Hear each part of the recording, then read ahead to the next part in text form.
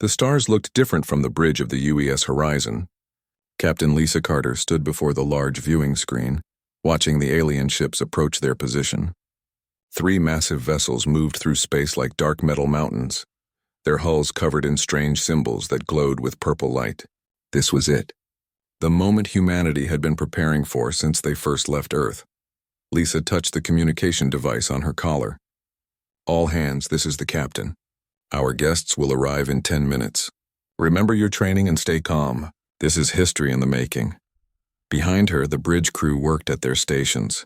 Communications specialist Amy Rodriguez checked her equipment one more time. Chief Security Officer Jake Morrison stood near the main door, his hand resting on his weapon. The entire ship hummed with nervous energy. The Horizon was not the largest ship humans had built, but it was their best. 23 crew members had volunteered for this mission, knowing they might never see Earth again. They were explorers, diplomats, and soldiers all at once. Today they would represent all of humanity to the Velkhari Empire. "Captain," Amy called out, "they're requesting permission to dock." "Granted," Lisa replied. She straightened her uniform and took a deep breath. Everything they had learned about the Velkhari suggested they were powerful, but reasonable. The alien empire controlled dozens of star systems and hundreds of worlds. If humanity could make friends with them, Earth would have protection and trade partners. If they failed, Earth might face invasion. The docking process took longer than expected. The alien ships were built for creatures much larger than humans. When the airlock finally opened, Lisa and her senior staff waited in the main corridor. The lights had been dimmed to make their guests more comfortable. The first alien to step through the airlock was massive. It stood nearly 8 feet tall with thick scales covering its body like armor. Its head was long and narrow, filled with sharp teeth. Yellow eyes studied the humans with obvious contempt. This had to be Commander Zethkar, the leader of the delegation. 2 more aliens followed him. One was smaller but covered in technology that seemed to grow from its skin. Wires and metal plates decorated its body like jewelry. The third alien looked almost human, but its eyes were completely black and seemed to stare into places that didn't exist. "Welcome aboard the UES Horizon," Lisa said, stepping forward with her hand extended. "I am Captain Lisa Carter, representing the United Earth Government." Zethkar looked at her outstretched hand and laughed. The sound was like rocks grinding together. "Humans," he said in perfect English. "So small, so weak. You offer friendship like children offering toys." Lisa kept her hand extended. "We hope to begin a relationship that benefits both our peoples." "Benefits?" The scaled alien moved closer. Lisa could smell something like sulfur on his breath. "What could primitive creatures like you possibly offer the Velkhari Empire? You barely crawl between the stars while we rule them." Jake Morrison stepped forward, but Lisa raised her other hand to stop him. She slowly lowered her extended hand. "Perhaps we should move to the conference room where we can discuss this properly." The technology-covered alien spoke for the first time. Its voice sounded like several different people talking at once. "We have studied your species. You are weak. Your technology is laughable. Your worlds are few. Why should we not simply take what we want?" "Because," Lisa said carefully, "we believe civilized species can work together for mutual benefit." The third alien, the one with black eyes, tilted its head. When it spoke, the words seemed to form directly in everyone's minds. "Your thoughts are so simple. Like animals. You fear us, but you try to hide it. How amusing." Lisa felt anger rising in her chest, but she kept her voice calm. "Shall we proceed to the conference room?" The delegation moved through the ship's corridors. The aliens commented loudly about everything they saw, calling human technology primitive and laughable. They touched equipment without permission and pushed past crew members like they weren't there. In the conference room, Lisa activated a large display screen showing Earth and the human colonies. Humanity controls 7 star systems with a combined population of 12 billion people. We offer resources, technology, and partnership. Zethkar leaned back in his chair, which groaned under his weight. 7 systems? The Velkhari Empire spans 300 systems. Your entire species could fit on one of our smaller worlds. Size isn't everything, Lisa replied. We may be young, but we're innovative. Our scientists have developed new approaches to space travel and energy production. Innovative? The scaled commander stood up suddenly. You dare suggest you know something we do not? Before Lisa could respond, Zethkar's massive hand swept across the space between them. The blow caught Lisa across the face with stunning force, sending her stumbling backward. Pain exploded through her head as she tasted blood. The bridge fell silent except for the humming of ship systems. Jake Morrison's hand moved toward his weapon, but Lisa caught his eye and shook her head slightly. Amy Rodriguez had gone pale at her station. Lisa slowly straightened up, wiping blood from her split lip. She looked directly at Zethkar, her voice perfectly calm and controlled. "Don't hit me again." The three aliens burst into laughter. Zethkar's laugh was the loudest, a sound like breaking stones. "Did you hear that? The little human thinks it can threaten us. Don't hit me again," she says. The technology-covered aliens' multiple voices joined in. "Perhaps we should pet it next." "Do humans like being petted?" The psychic aliens' laughter echoed inside everyone's heads. Its thoughts are so angry now, like a small animal baring its teeth. Lisa remained standing, blood still dripping from her lip. She didn't wipe it away again. Her eyes never left Zethkar's face. Around the room, her crew watched and waited. "You humans are even more pathetic than our report suggested," Zethkar said, sitting back down. "Perhaps we will keep some of you as pets when we claim your worlds. You might be amusing." "We came here to negotiate," Lisa said quietly. "Negotiate?" Zethkar leaned forward. "You will give us what we want or we will take it. There is no negotiation between masters and animals." The meeting continued for another hour, but it wasn't really a meeting anymore. The aliens made demands while the humans listened. They wanted star charts, technology specifications, and detailed information about Earth's defenses. In return, they offered nothing except the promise not to destroy humanity immediately. As the aliens prepared to return to their ships, Zethkar stopped next to Lisa. "Tomorrow we will begin examining your ship more closely.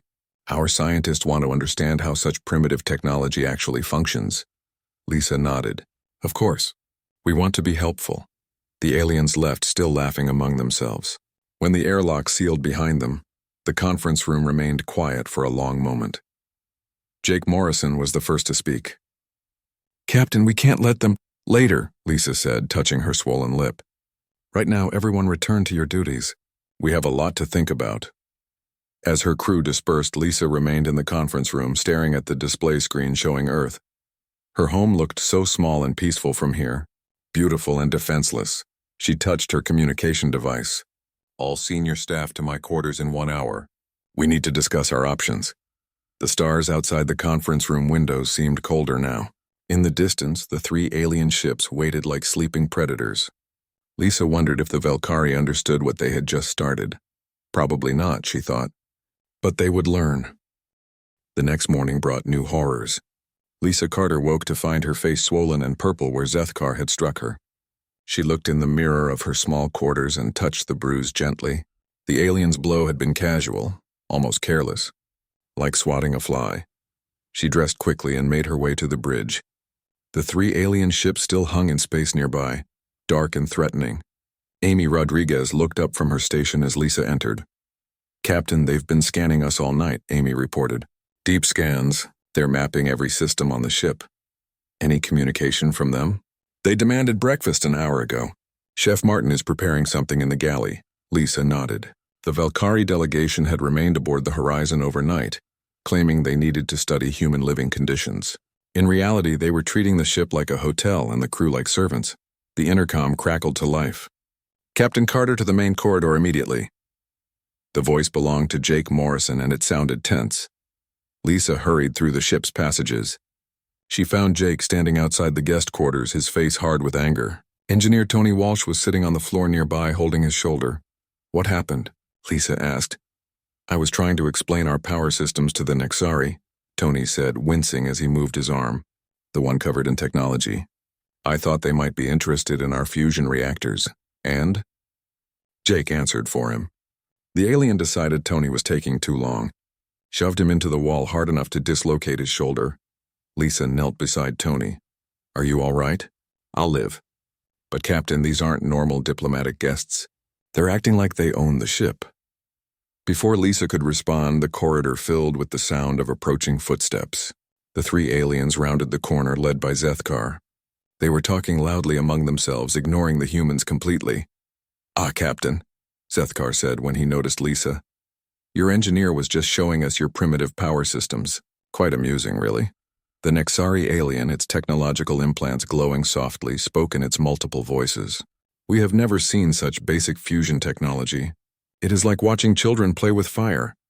Tony was trying to be helpful, Lisa said, helping the engineer to his feet. Helpful? Zethkar laughed.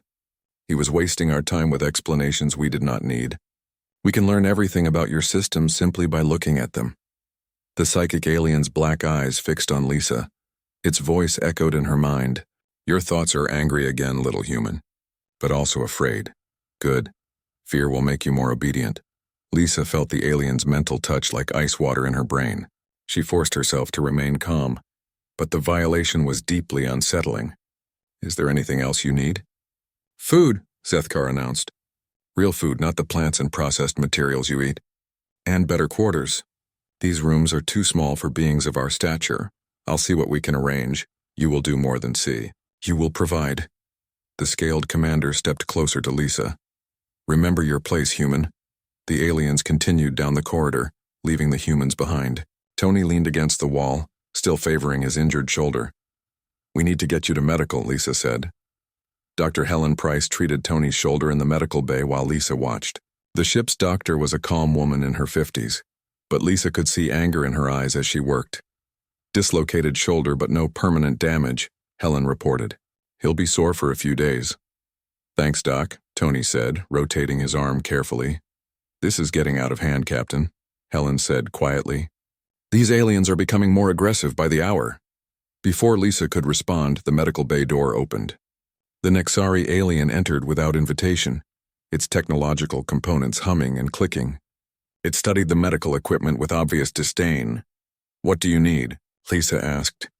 Examination, the alien replied in its chorus of voices. We must understand human biology for our records. Helen stepped forward. I'd be happy to provide any medical information you need. The alien ignored her and walked directly to a wall-mounted scanner. It touched the device with one of its cybernetic appendages and the machine began operating on its own. Please don't touch that without permission, Helen said. That equipment is delicate. The Nexari turned toward her. Without warning, one of its mechanical arms shot out and grabbed Helen by the throat. She gasped and struggled as the alien lifted her off the ground. Do not tell us what we can and cannot touch, the creature said, its multiple voices eerily calm. You are specimens, nothing more. Let her go, Lisa commanded. The alien held Helen for another few seconds, then dropped her. She fell to her knees, gasping and holding her throat. Lisa helped her to her feet while Tony moved protectively closer. Interesting, the Nexari said, studying its scanner readings. Human physiology is even weaker than we calculated. Your bones break easily. Your organs are poorly protected. Evolution failed your species. The alien left without another word. Lisa helped Helen to a chair and checked her throat for damage. I'm fine, Helen croaked. Just bruised. This has to stop, Tony said. They're treating us like animals. Lisa's communication device buzzed. Amy's voice came through with barely controlled panic. Captain, please come to the bridge immediately. We have a situation. Lisa ran through the corridors, leaving Tony to help Helen. She found the bridge in chaos. Danny Cooper, one of her junior officers, was on the floor, bleeding from burns on his arm. Linda Johnson knelt beside him, trying to treat his wounds. Amy stood at her communication station, pale and shaking. Danny accidentally spilled coffee on himself. The Vorthak alien said it was disgusting and used some kind of psychic attack on him. Lisa looked at Danny's injuries. The burns were severe, like someone had pressed a hot iron against his skin, but there was no heat source anywhere nearby. It burned him with its mind? Lisa asked. I think so. And when Linda tried to help him, Amy gestured helplessly. Linda looked up from treating Danny's wounds. Her face was twisted with pain, but there were no visible injuries. It's like having knives in my head, she whispered. Every time I move, the pain gets worse. Lisa felt fury building in her chest. These aliens had come aboard as guests and were now torturing her crew. She activated the ship's internal communication system. All hands, this is the captain. I want a complete report on all interactions with our guests in the last 12 hours.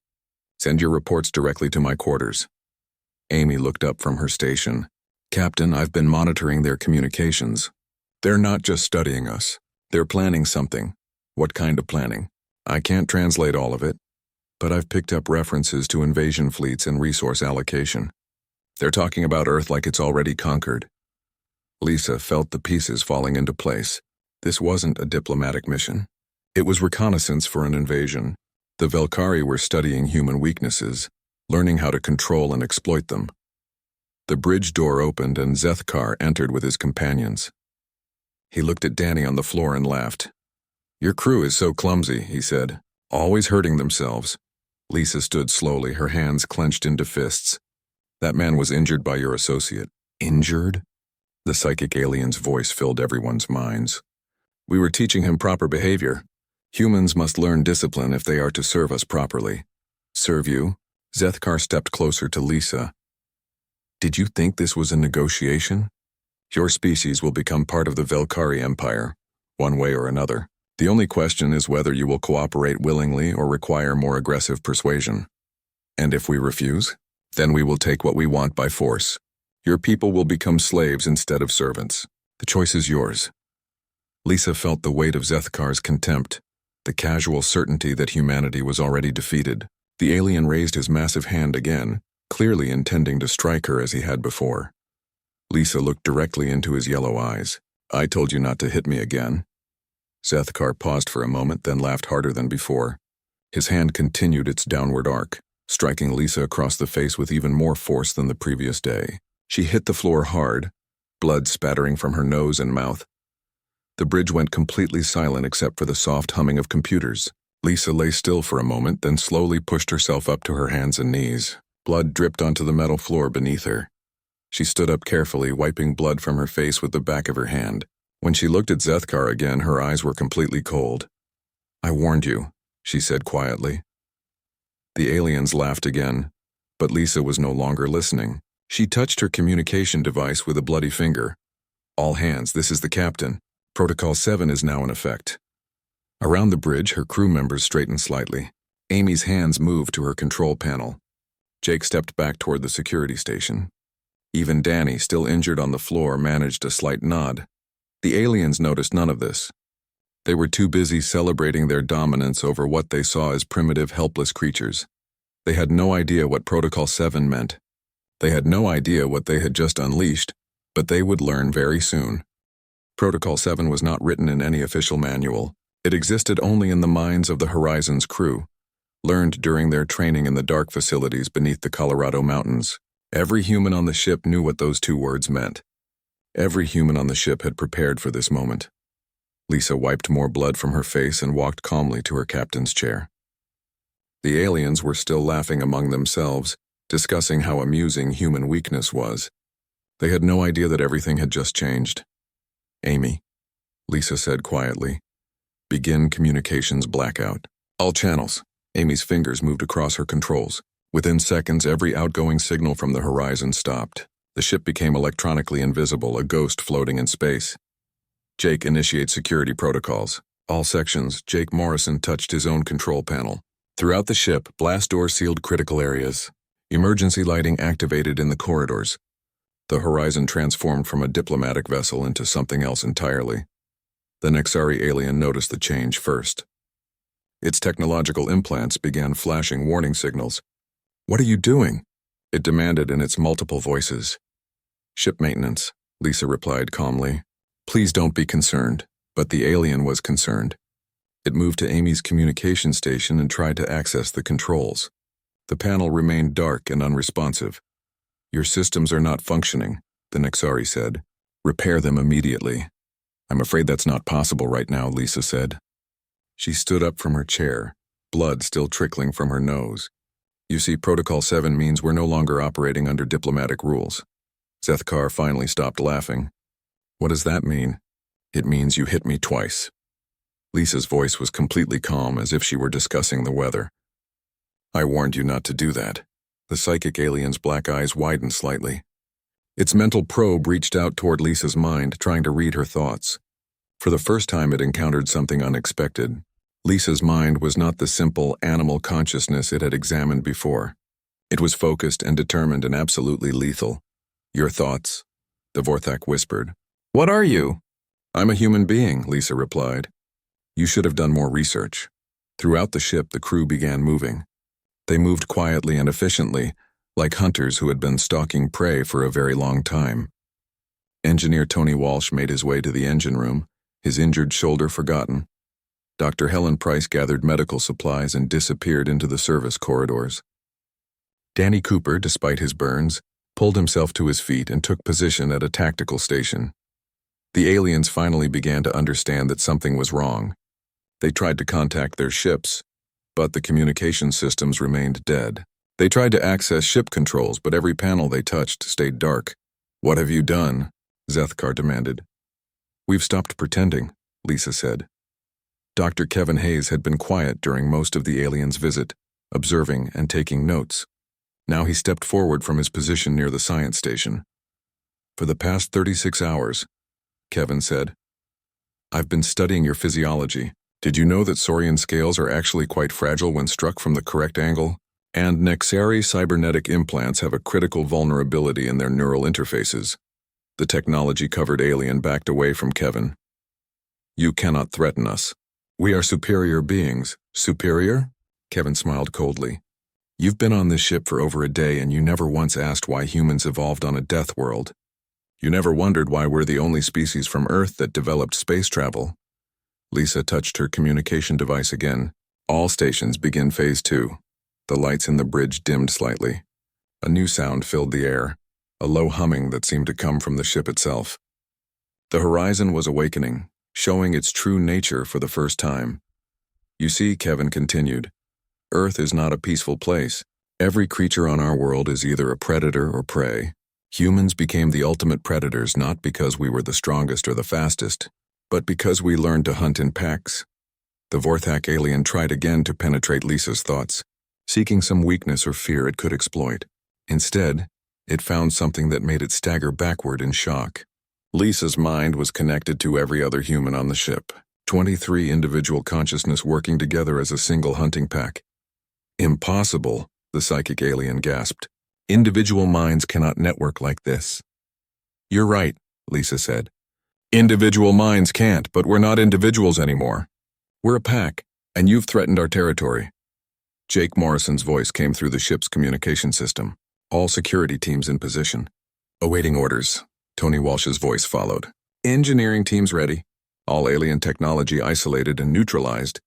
Helen Price's voice was next. "Medical teams standing by. All crew injuries documented and recorded.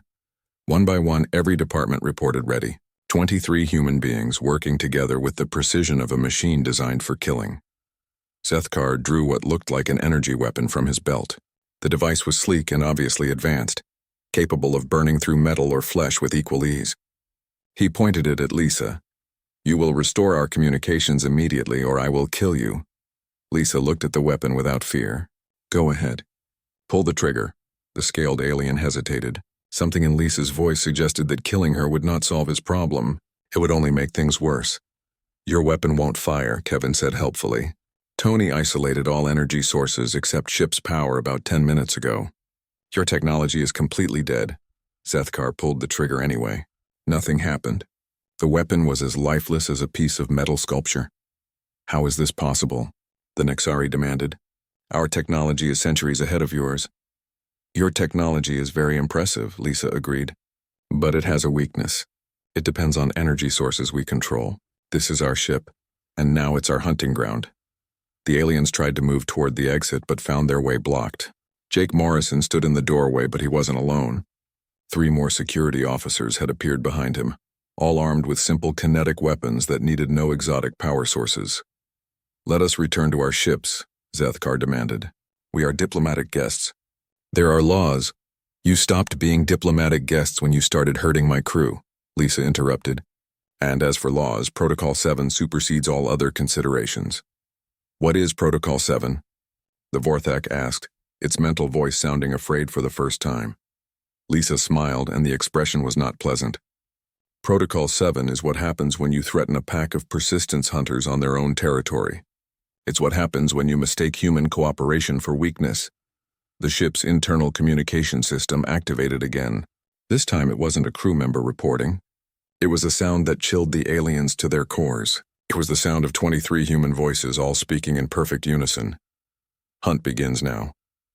The lights went out completely, plunging the bridge into absolute darkness. In the corridors throughout the ship, Emergency lighting cast everything in a red glow. The horizon had become something from a nightmare.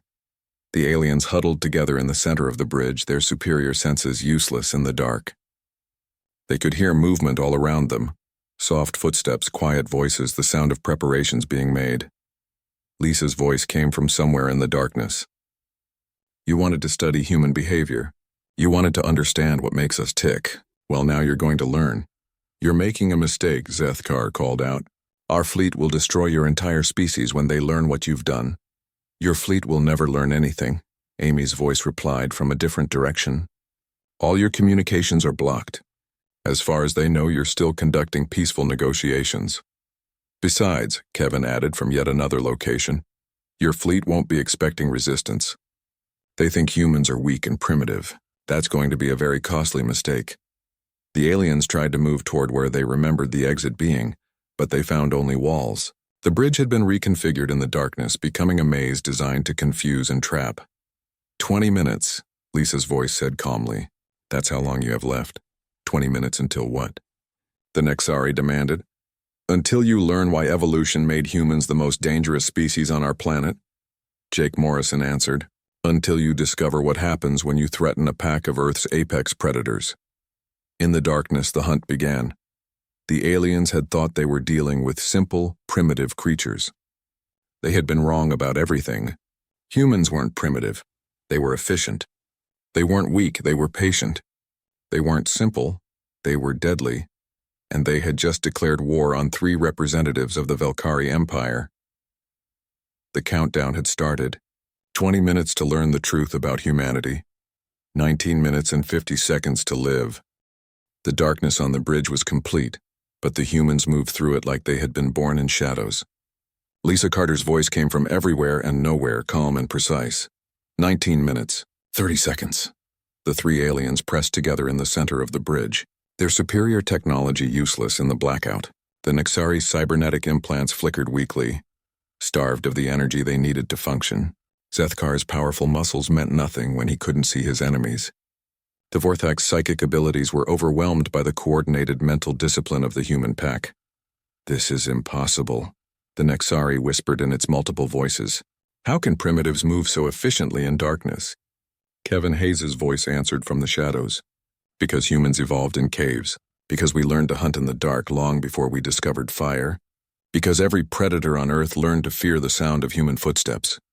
Something moved in the darkness near the aliens. They spun toward the sound but found nothing. Another sound came from behind them. Then another from their left. The humans were circling them like wolves around cornered prey. You wanted to study us, Lisa's voice continued. Let me tell you what your research missed. Humans are persistence hunters. We don't kill our prey quickly. We chase it until it collapses from exhaustion. We wear it down slowly and methodically. Stop this madness, Zethkar roared. We demand safe passage to our ships. Demand? Jake Morrison's laugh came from above them. The security chief had somehow reached the upper level of the bridge without making a sound. You're not in a position to demand anything. The Vorthak alien tried desperately to penetrate the human minds around it, seeking some weakness or fear it could exploit. What it found instead was a collective consciousness unlike anything it had ever encountered.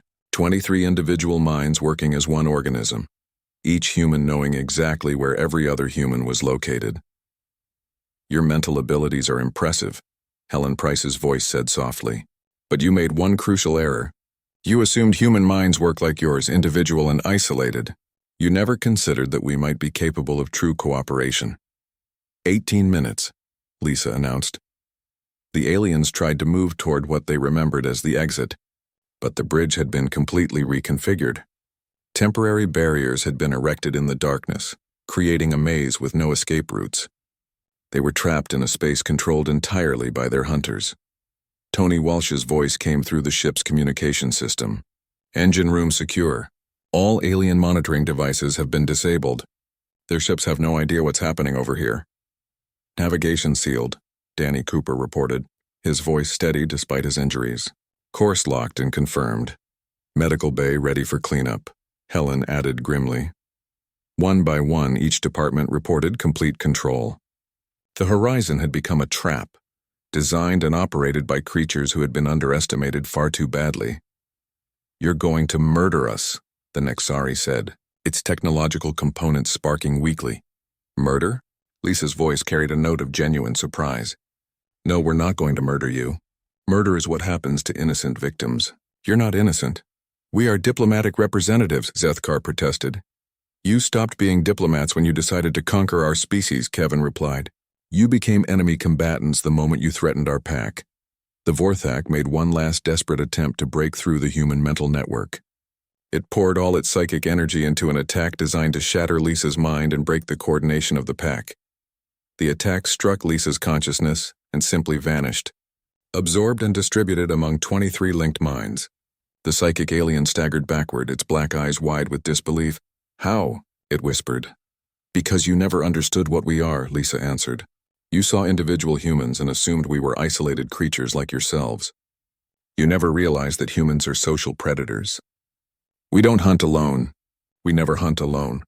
17 minutes, 15 seconds. Something touched Zethkar's shoulder in the darkness. He spun around, his claws extended but struck only empty air. Another touch came from his other side. Then something brushed against his leg.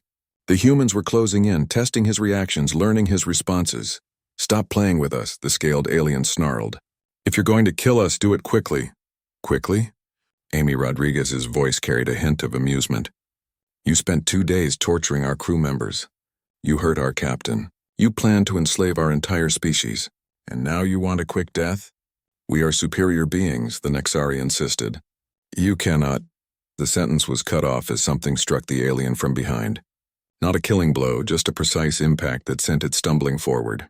Before it could recover, another strike came from a different angle. The humans were no longer just circling. They were beginning to attack. "You keep saying you're superior," Jake's voice said from the darkness. "Superior technology. Superior evolution. Superior civilization. But you know what you're not superior at?" Another strike hit Zethkar, this one across his back. He roared and swung his claws wildly, but hit nothing. "Fighting," Jake continued. "You're not superior at fighting. Because fighting isn't about technology or size or even strength. Fighting is about understanding your enemy and exploiting their weaknesses. And we've been studying your weaknesses for 36 hours, Kevin added. The attacks intensified, precise strikes from multiple directions, each one calculated to cause pain and confusion without delivering a killing blow. The aliens tried to fight back, but they were fighting shadows that appeared and disappeared at will. 16 minutes, 40 seconds. The Nexari's cybernetic implants began failing one by one as kinetic impacts damaged the delicate interfaces. The Vorthak's psychic abilities weakened under the constant mental pressure from the human pack. Zethkar's thick scales proved useless against strikes aimed at the joints and nerve clusters between them. "This is how humans fight," Lisa's voice explained calmly. "We don't rely on individual strength or advanced weapons. We use teamwork, strategy, and precise knowledge of our enemy's biology." "You studied us while pretending to be victims," the Vorthak gasped, its mental voice growing weaker. "That's what persistence hunters do," Kevin replied. "We study our prey. We learn everything about them. Their habits, their weaknesses, their fears. And then we use that knowledge to destroy them completely." The aliens were no longer fighting back effectively. They huddled together, wounded and disoriented, while the humans continued their methodical assault. Each strike was perfectly placed, designed to cause maximum damage while preventing the aliens from mounting any defense. 15 minutes. 30 seconds, please, the Nexari begged, its multiple voices now just a single weak whisper. "We surrender. We'll tell our fleet to leave your system alone." "Surrender?" Lisa's voice was genuinely curious. "Did you offer my crew the chance to surrender when you were burning them with psychic attacks? Did you give them the option to negotiate when you were throwing them into walls?" "That was different," Zethkar groaned. "You are primitives. You are prey," Jake interrupted. "And primitives don't keep advanced starships running while hunting 3 superior aliens in complete darkness." The attacks continued, each one more devastating than the last. The humans worked with surgical precision, dismantling their enemy's ability to resist while keeping them conscious and aware of everything that was happening. 14 minutes. 10 seconds. The Vorthak alien made one final attempt to break free, using the last of its psychic energy to try to control one of the human minds. The attempt failed completely, absorbed by the pack consciousness that no individual alien could understand or defeat. You wanted to study human behavior, Lisa said as the attacks reached their climax. You wanted to understand what makes us dangerous. Well, now you know. We're pack hunters from a death world, Kevin added. We're persistence predators who learn to kill anything that threatens our territory. We're the species that survived on a planet where everything else wanted to eat us, Helen continued. We're the apex predators of Earth, Jake concluded, and you just made the mistake of treating us like prey. The darkness filled with the sounds of the final assault.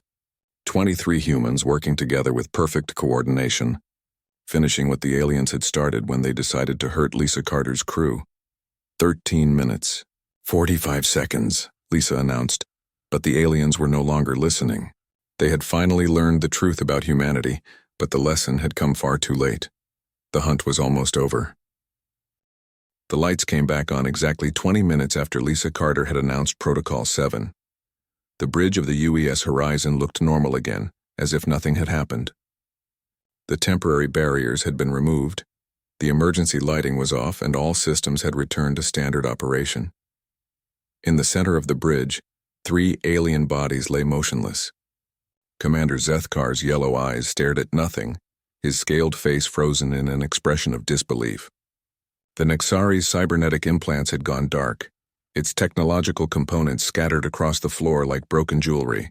The Vorthak's black eyes remained open, but they would never again peer into another being's mind. Lisa stood over Zethkar's corpse, looking down at the alien who had struck her twice. Blood had dried on her face, but she made no move to clean it away. I warned you, she said quietly to the dead alien. I told you not to hit me again. Humans always keep their word. Around the bridge, her crew worked with calm efficiency. Jake Morrison and his security team gathered the alien weapons and technology. Tony Walsh began restoring full power to all ship systems. Amy Rodriguez prepared to re-establish communications with the alien fleet. Dr. Kevin Hayes knelt beside each body, conducting a final examination. Fascinating, he murmured as he worked. Even after studying them for hours, they never understood their fundamental disadvantage. Which was? Lisa asked. They thought like individuals. Even when working together, each alien was primarily concerned with its own survival and status. Humans think like a pack. When one of us is threatened, all of us respond. Helen Price entered the bridge carrying medical supplies. She looked at Lisa's injuries with professional concern. Let me clean those wounds, Captain. In a moment. Amy, open a channel to the Valkyrie fleet. The main screen activated, showing the bridge of the lead alien vessel. A new Saurian commander appeared, his scales a darker shade than Zethkar's had been. Behind him, other aliens moved about their duties, unaware that their diplomatic mission had just become a disaster. This is Fleet Commander Gorvak of the Valkyrie Empire, the alien announced. We are expecting a report from our delegation. This is Captain Lisa Carter of the UES Horizon, Lisa replied calmly. I have a report for you. Where is Commander Zethkar? Lisa stepped aside, allowing the alien commander to see the 3 bodies on her bridge. Commander Zethkar violated the terms of first contact by committing acts of violence against my crew. He ignored repeated warnings and continued his aggressive behavior. The delegation has been terminated. Silence filled the communication channel. Gorvak stared at the screen, his reptilian features showing shock and growing anger. You killed our representatives, he said finally. Your representatives declared their intention to conquer humanity and enslave our people. They tortured members of my crew. They struck me twice after being warned to stop. I provided complete documentation of every violation. Amy's fingers moved across her control panel, transmitting detailed recordings of everything that had happened over the past 2 days. The aliens would see every assault, every threat, every act of violence committed by their delegation. This is an act of war, Gorvak snarled. No, Lisa replied. This is an act of self-defense. Your people came aboard my ship as guests and behaved like conquerors. They received exactly the response their actions deserved.